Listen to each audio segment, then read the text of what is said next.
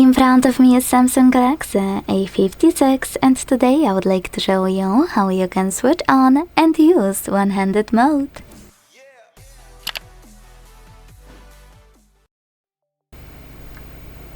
First of all, go into settings and scroll to click on advanced features.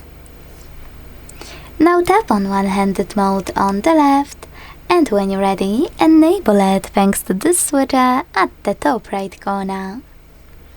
Then decide if you want to reduce display size with gesture or a button, and follow all of the instructions below the chosen method. In this case, double tap the home button. So when I do that, one-handed mode is on. To resize it, hold one of its top corners and drag it. To move it around, hold this line at the top and drag it as well. Or click on this icon on the left or on the right.